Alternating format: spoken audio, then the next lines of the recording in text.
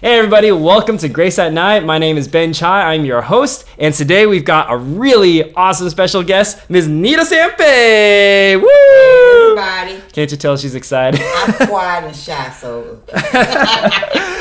So Ms. Nita, I'm gonna jump right into it. Okay. You're one of the nicest, coolest, most amazing people I've ever met. Every Sunday I come up to you, you give me a big old hug, and you imbue some portion of wisdom to me. So I'm kind of curious. I want to know your life story. I want to know where it all comes from. I want to know what in the 30 to 45 minutes we're going to have in this podcast, what can you teach me right now that I need to know and apply to the rest of my life? Wow. Uh-huh. That's amazing. I don't know if you're going to get that out of me, but that's amazing. But Ben, let me say this about you.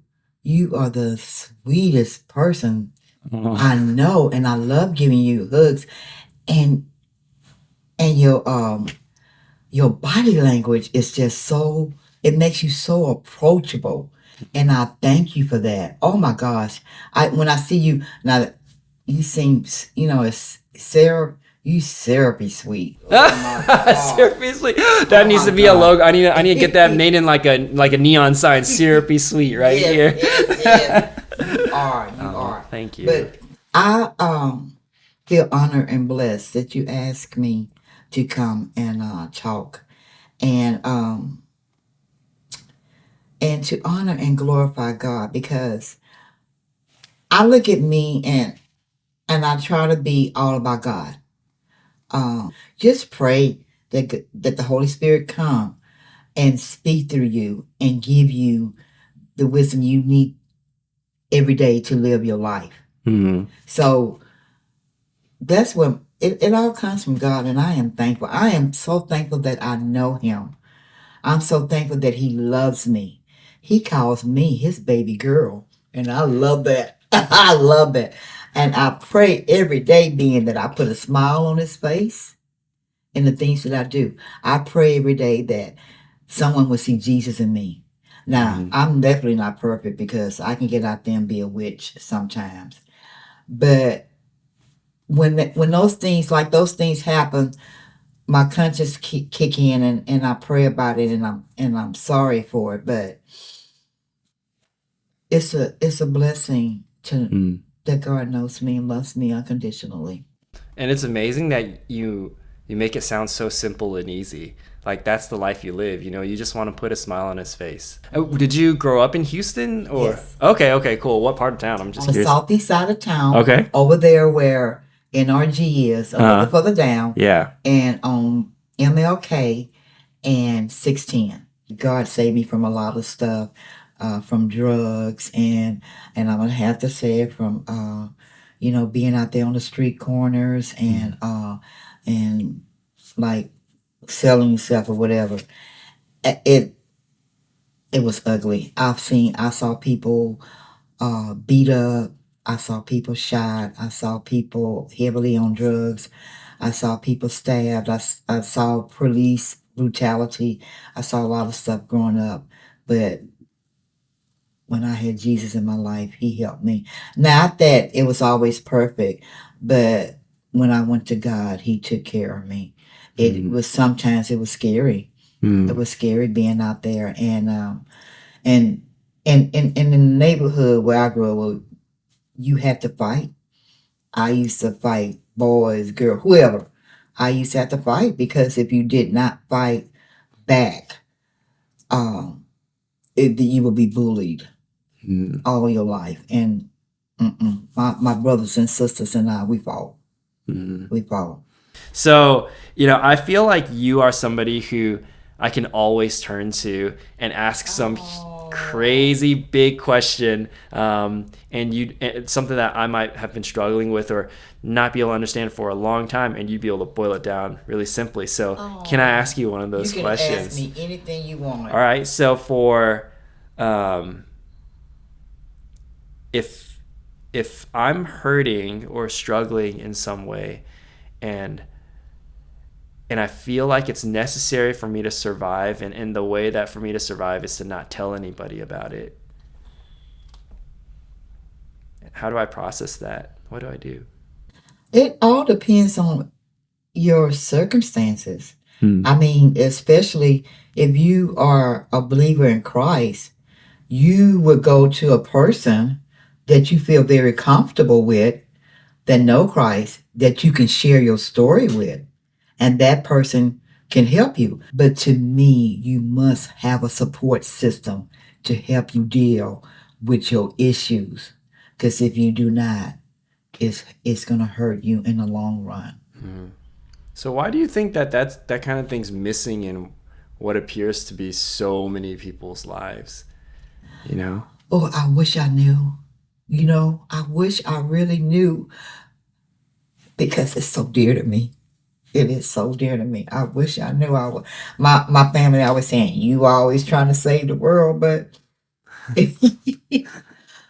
but that's near and dear to me for people. I hate seeing people hurt, Ben. And if you come to me and your eyes are sad, I'm pretty good at noticing. I'm going to ask you what's going on. I am a good listener. Right now, I'm telling you, if you ever need me to listen, and I don't care if it's all day, call me. Okay. I'm a good listener. I Most time people, that's all they need is somebody to listen to them. Not to always have advice, but just to listen. Because like I say, everybody needs somebody. Mhm. And I just wish I had the answer to that. Because if I did, I think a lot more people would be healed mentally. Mm-hmm. I just don't know, Ben. I think I've shared this on this program before, but I often think about a lot of my high school friends. Okay. And I love them. I love them. But they're all over the country now, right? And it used to be a thing where I'd see them every day. And I'll never forget, in, I don't know, probably freshman year of college, I was thinking to myself, and I realized, I'm only going to see, this friend or this friend like maybe once over Christmas break. And then we've all got like summer internships or whatever, right? And it might be a thing where I only see them once a year for the rest of my life. And then a number came. So I'm like 50. I might see this person only 50 more times in my lifetime, you know? And the hardest part of that was that one of those friends that I was thinking about, he died from cancer 2 years ago. The hardest part of it is that I don't know if either friend was saved. Oh. So, like, how do you process that? Oh my gosh. I'm sure you've put more thought to that than I have, but Oh my gosh, yes. Yes. Because my Jackie is really struggling where his brother is concerned. He doesn't know if his brother knew Christ. And it is hurting him tremendously. He don't talk about it all the time, but when someone's died, it brings up his brother because he don't know. His mother, he made sure when his mother just died last year, he asked her before she died, did she know Christ? And did she accept him as her Lord and Savior? And she said she did.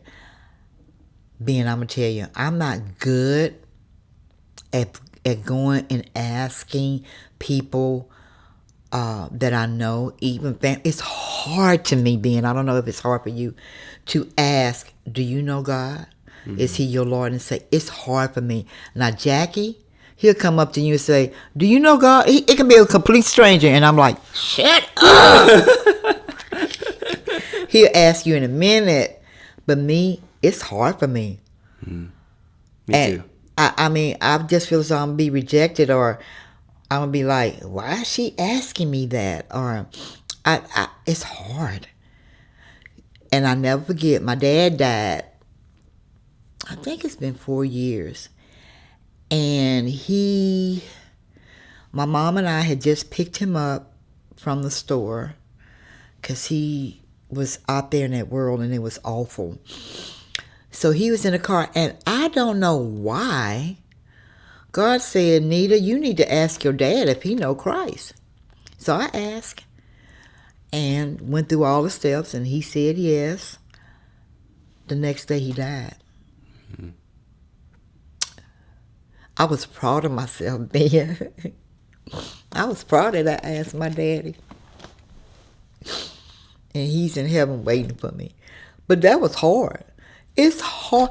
To me, it's harder to ask a loved one than a person on the street if they know Christ. For me, I can only speak for me. You want them to know Christ. You want them to be in heaven. You want them to go to heaven. But it's hard for me to ask a loved one. And I'm going to shut up after this. I have a niece that's gay. And she grew up in a God-fearing home. My sister is God-fearing. So I need to talk to her. But I don't know how, Ben. I don't know how to start the conversation. I don't want to offend her, but I'm offending God more than her. But I'm trying to figure out how can I start the conversation with her, Ben? I have no idea. Yeah. I mean, you bring up a really interesting and maybe contentious point that it is really easy to I mean, it's easier to share your faith with someone who doesn't know you than it is to perhaps with your closest friends. I mean, I think of me. Maybe I'm being caught on the spot right now. But I'm thinking of my closest friends, and I'm like, I've got quite a bit being. It would be a lot harder for me to have the conversation that even I'm having with you right now with them. Might be because I don't know you. So, we're not super best friends or anything. I love you, and I see you every week. But that's weird. Like, why is that? What I wish I knew. Yeah. It is to think about. I want her to go to heaven. And I remember her when she first came out, and she said they call me Auntie. And she said, because she know how sensitive I am, and she's very sensitive too. She asked, Auntie, can I come over for Christmas? Because Christmas is always at my house. And bring my friend. And I said, yes. I told her, I'm not going to stop loving you because of your situation. But, yes. You my family, and I love you. Mm-hmm. I feel like that kind of love is the best kind of love, but also the hardest kind of love, right? Oh, that's hard, man. Oh. I want to hear a little bit more about your life. I want to hear about, I don't know, like I could probably condense my life down into 5 minutes of milestones. So what are your milestones? I don't believe that. I wanna get to know you. What's okay? What makes you special? Oh, I can't brag about myself. Sure you can. I can't. The Bible said you're not supposed to do that. That people are supposed to do that for you. All right. Well, tell me what I need to know so that I can do that for you. Oh no. I am. Okay, I will say I'm a giver, and I'm a server. I love serving others. Like my family, I would say, Mom, honey, you can't save the world. But I love serving. So where does that come from? I feel like that might come from you being the eldest of 6. That how I never thought about it that way. I would imagine that there's probably some story from your childhood where you can now, looking back on it, you can see, oh, maybe that's where I get my servant's heart from, Because I definitely didn't get it from my mom and dad.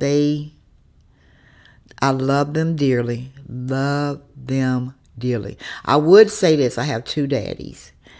My biological daddy, he and my mom never got married. He was such a ladies' man, if you want. I want to use another word, but we're at church, so I can't use it. But he was out there in the world, and he was an alcoholic, and but I loved him, Ben. I love my daddy. No matter what he did in life, I love my daddy. And then my daddy who raised me loved him too. He wasn't the best of it all either. And he put food on the table and clothes on my back. And I call him daddy. I call my biological dad by his first name because he wasn't really a dad to me. So I didn't give him that respect where that was concerned. But I did love him. But my mom was a saint to me, and she still is. She's 86 years old. I don't know, Ben. Oh my gosh, if something happened to her, oh gosh, help me.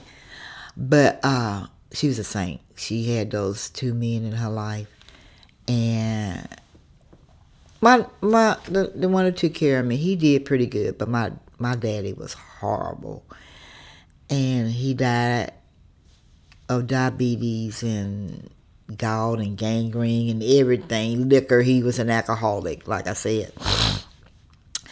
But for me, growing up, I just thought about what you just said about it had to do with the reason why I'm like I am is because I was the oldest of 6 and I helped a lot. So that's where my servant heart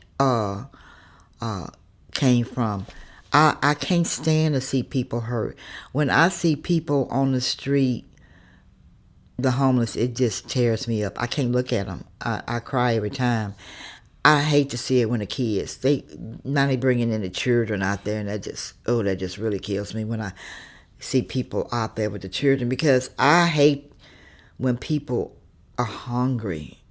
And in America, we can feed everybody 10 or 20 times over.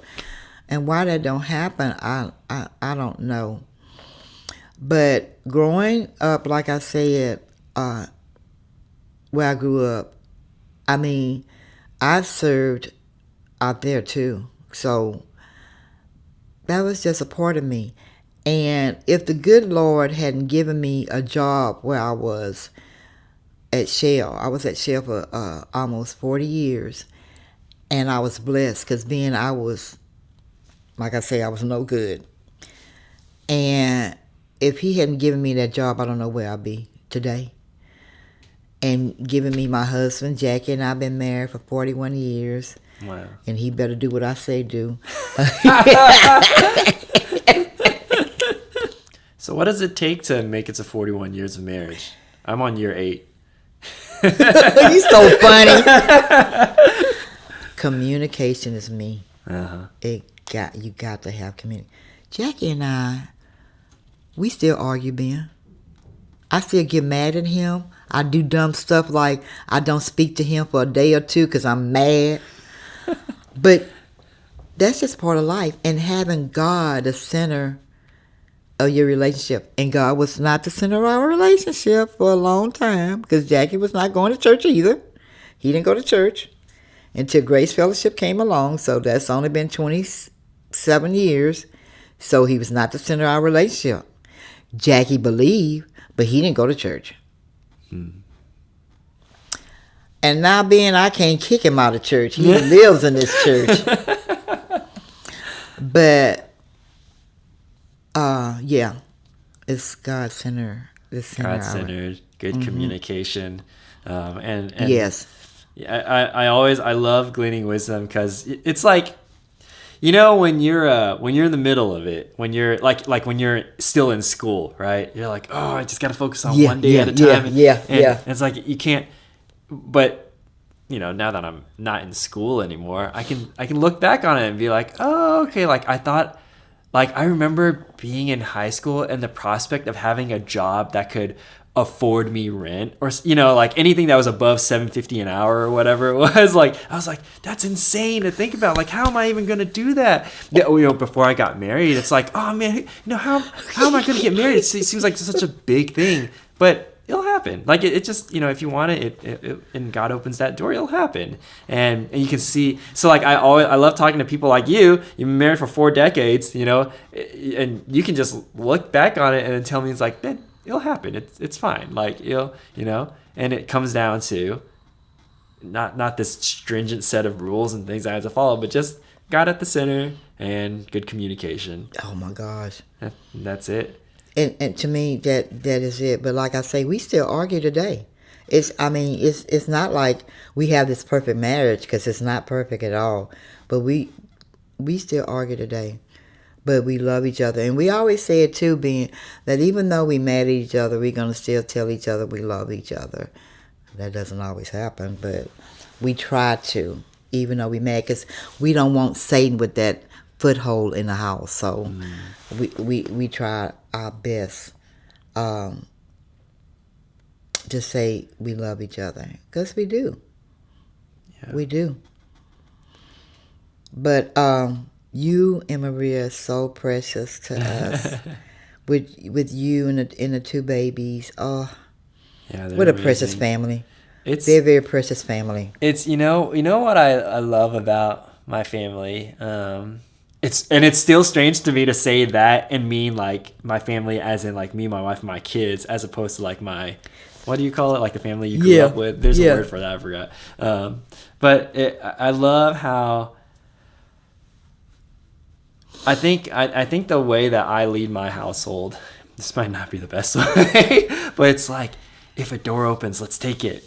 Wow. And I think that's good. Yeah, it's good. It's also maybe a little dangerous, Well, you got to take some danger in the life. It makes life wonderful. I like, an open door for me is something as simple as like, if one of my kids says, Daddy, I want to go to Cece's Pizza tonight, then I'll see it as like, you know what? Something special is going to happen at Cece's Pizza tonight. So we're going to go, even if like, I'm like, man, I got no money in my budget to go. Like, I think that's been placed there. I think it's going to happen. I think there's going to be a bigger story. It's one of my best memories ever with my son is an experience we had at Cece's Pizza. So we went for lunch. I love Cece's. It's my favorite restaurant ever. And we went for lunch, and it was like, I don't know, 1 p.m. It was like late. It was a late lunch, so we were like the only people in the entire restaurant. And we were just eating, and it was like really fun, very casual. I love the spinach pizza there. It's my favorite. He loves the Hawaiian with the pineapple, and then the power goes out because it was like raining really bad, and the power went out totally, and. Like, imagine a completely empty restaurant, right? And it was raining heavily outside, and there's no power, and you don't have any more food because all the ovens are off, and you're sitting there. And for him, it was like a little scary at first. Yeah. But then, we just got to sit there, and we had to wait for our food because they couldn't cook anything. Right. And it was just a really powerful moment to be able to just sit there with them and be like, all right, we're gonna experience this, we're gonna live through this. And it was a teachable moment because the manager of the store was like really sorry, and she was just like, let me get you these vouchers for like free meals and stuff. I'm like, it's okay, this is a time in which we get to just like hang out, and I get to explain to him like what a power outage is. I get to show him that like that the people in authority, so the managers, that they're people too. That's one of the. That is so good. Well, and that's actually one of my favorite things about Jim. I remember when I first joined staff 8 years ago, the first go around. I like messed up something on a Sunday morning, something like a slide or a video, like it didn't play or something, and so Jim was like, all right, let's watch this video. And the video didn't come, and then like, and he just like, it was fine, and he's just like, okay, he just kept on going with the sermon. I remember typing this email to him, and just be like, Jim, I'm so sorry. I'll make sure that from this point forward, like everything's gonna be all set, and I won't, make any more mistakes. And his response to me was like, bro, no biggie. Like it was, and that's when I realized that, yes, respect the people in authority, but they're people too. Yes. And it's okay to talk to them. And I feel like that's part of the struggle that we have with listening to others and talking with each other, is that we place these boundaries almost like oh man, because of this thing, you're inapproachable, because I know you're the CIO of this company, and I know you make $6 million a year, and like that places me below you, but it doesn't, right? And I don't know, Cece's Pizza, that was a teachable moment for me there. So I'm sure I got a lot of open doors, especially where my kids are concerned, because we have had some issues back and forth with my girls. Love them to death. Love you, Lantha. Love you, Jackie. But I bet I have some being, but I got to think about it. Like I said, I'm old. Okay. I'm old and forgetful. And oh, no worries. I got to think of them. We've had some, ooh. Yeah, I think... I know I do. I think one of the best things about you... I did a video with you. Oh man, I don't remember, how long was it with you and Miss Brandy Stanley. Oh, that was when we did Build the Bridge. Yeah, we did a video just how long ago was that? Was that pre-COVID? No, that was after COVID. That was a little after. It was definitely when I moved back, I think. Because you was in California. I was in California, and then we moved back about 2 months after COVID started, and I'm pretty sure we filmed that video after we moved back. So I was so happy when y'all came. But I remember. I'm trying to remember. We talked a lot about racial reconciliation. Yeah. And about a lot of the things that you've been through in your life because of your race. Oh gosh. But I remember like watching you talk about it and just being like, oh man, this woman's been through some stuff. It was sad. It was sad, but you're so strong because of it. I would not let anybody. I've been hurt here where race is concerned, but push that. I want to ask you, Ben, because you're a person of color too.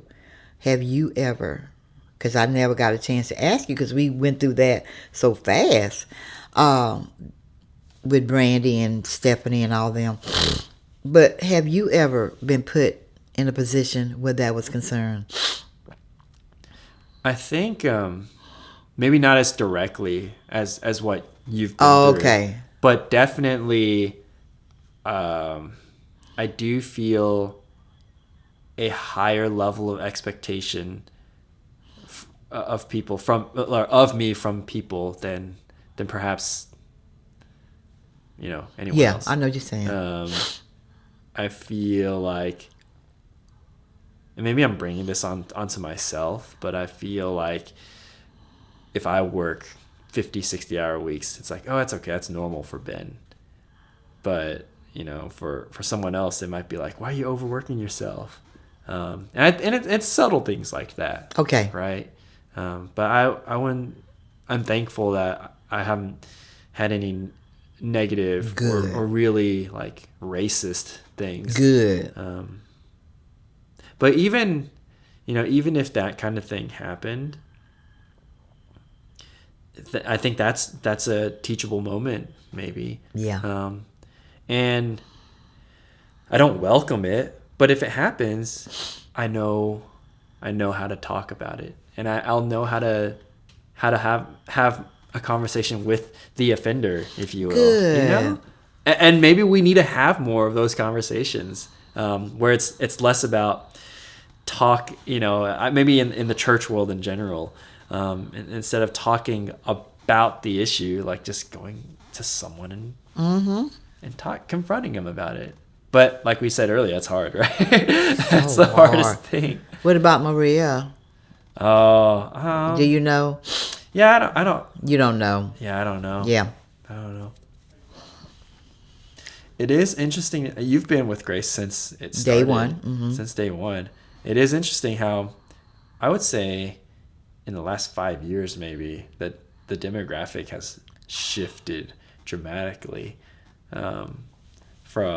And I mean, that's great. It's great, and it's awesome. It is interesting too to see that shift happen so quickly.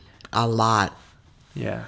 But when I see us as a church, I don't see us as black, white, green, yellow, orange, purple. I see us as a race for God. I see all people. We one race, and that's for God. That's how I try to see it, Ben. Even though, I mean, God made us all different races, but we share the same blood. We share the same God. Mm-hmm. And that's has helped me over the years with the issues. I love all people. It don't matter. If this person over here of a different race hurt this person over here, I'm going to talk to this person over here and say, look, don't. Love one another. That's what I tell my kids at church on Sunday. Oh, yeah. We all here to love one another. You see a different Miss Nita on Sundays, and they're used to me because I'm loud, Ben. I'm very loud. And then you can hear that voice. Didn't I say?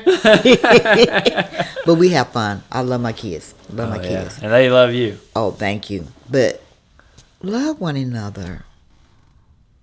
It's not going to be perfect. Nope. But love one another. Let us love one another then. Love each other. Dixie Leggett used to call me and Jackie the hug ministry. Because we hug people who didn't even want to be hugged. But just love one another. That's what it's all about. I think another open door for me was when we got up and moved to California. Cause that was big, Ben. I was really comfortable here. I was really comfortable. Like, I'll say it. And God was like, no, you shouldn't. I was shocked when y'all left. Well, and I'll never forget when there was a lot of hate. There was a lot of like, man, why are you guys going to California? It's where all the sinning people live. Yeah, it's crazy. You're gonna be living in Hollywood, or like what? But I'll never forget Kelly Brotherton. Yeah. Looking at me in the eye and telling me, Ben, if you guys don't go, who's gonna go? Like, who's gonna be there to be alive? You needed to hear those words. I needed to hear those words. I'm so glad that happened. And so we went, and it was hard. The first year was the hardest year for our marriage, for me. I know I was going from a normal job to something that basically my salary was slashed in half, while at the same time our living expenses doubled because it's California. Oh yeah, California. But we never went hungry. Praise you, Father. Right. And I think what we got to do as a family because of that experience, we did Thanksgiving one year, and we couldn't afford to fly back, so we just went to like this cheap sushi place. It was just me, Maria, and Gus, and we had Thanksgiving that night at this sushi place, and then we went to Denny's. It was good, and it was so sweet. Like, I'll never forget, like, you know how growing up, I don't know if I remember my experiences growing up. I never had a birthday party. Like, that's one, me either. I was so shy and I just didn't like, but I remember kind of the intimacy of it just being like our family, me and my sister and my parents, and we just sang happy birthday, and it was really intimate, and there was something special about that. And I feel that when we lived in California, we had that all the time, because we didn't have anyone else around, right? I mean, my sister was there, but like, as far as parents or extended family or How long did y'all live there? we lived there for 2.5 years. That's a long time in California. But they got good people there too. They got They wonderful need people. love too. There's wonderful people. I think there's wonderful people everywhere. Everywhere you go, they want to be loved. Yeah. Everywhere you go, they have good people. And you know what? I think that's a universal thing. I think maybe not everybody likes to love people, but I think everybody likes to be loved. I agree to that. Yeah. I agree to that. Because that goes along to me saying too that everybody needs somebody. Yeah. And you do. You need somebody that you can talk to. Yeah. If I can push a little bit further, Push me. I don't. What's you can ask one me of the anything. hardest things you ever had to go through, and you learned about talking to someone about it?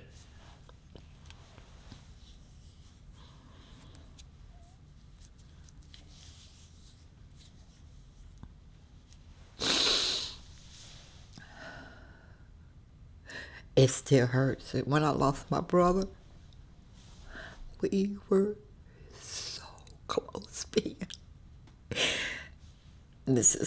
I have another brother. This is the one who was mentally ill. He went through so much in his life. A lot. From a little boy all the way up to his death. He died when he was 55. It'll be, I think, 3 years this year that he been gone. But I still hurt. I hurt, man. And I tell God, I have to apologize to God, man, because of it. Because God reminds me He is with him right now. But I always go back on the hardship he had growing up. It hurts me to this day, even though he's in heaven. Neither he's fine. He's in heaven. He's not going through that anymore. But I think about all he went through, the quality of life, that he didn't get it all while he was here on earth because he was in pain so much. And it hurts me. It's the hardest thing. Not that I lost him was the hardest thing, but just to see him grow up. I mean, all the hurt that I went through when I was growing up back in my neighborhood, and they call it the hood, I could deal with that. It wasn't pretty. But I can deal with that. But the loss of my brother just has... And like I said, it wasn't his death because he's in heaven, but it's just the way he had to grow up. Mm-hmm. But I can't think of any other. Because to be honest, to me, Ben, I've had a good life.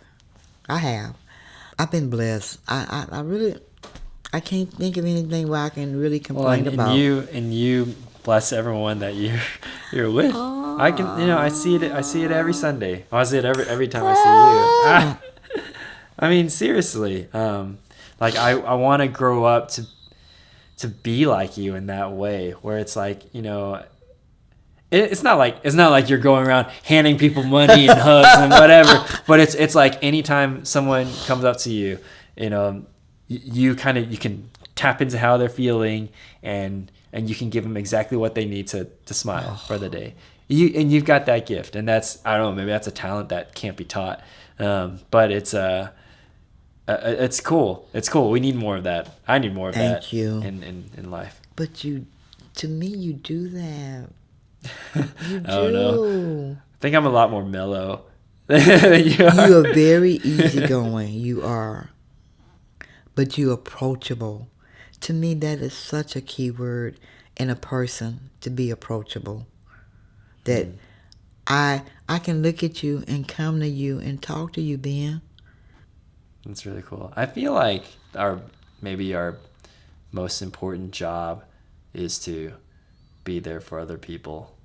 And I feel like God takes your position in life, your job or where you live or whatever, and he like strategically has this master good. plan to where it's like, I'm gonna give you this job at this place because I want you to meet this person. I agree, Ben. I agree. And it's like, I think it's super fun to try to tune into that, right? To pray about it and to discern, it's like, oh man, is this the adventure that I'm on today? I agree. Yeah. That's so cool. I do. Wow. Well, Miss Nita, thank you for agreeing to be on this podcast. I know it's kind of just we're in the corner of my office right now. I love it. Look at the background. I love the background. But it's really been an honor talking to you. And I hope and I pray that you'll come back. So we'll make it happen. Yeah, I'll it's gonna come back. Be super cool. Then I'm gonna be the person that's asking being the questions. We should totally do a segment where it's Miss Nita says, and it's you going up to random people and just asking them questions. God. That would be so much fun. Well, thank you. But thank you for having me. Absolutely, and thank you for listening. Thanks for tuning into Grace at Night. We'll see you next month.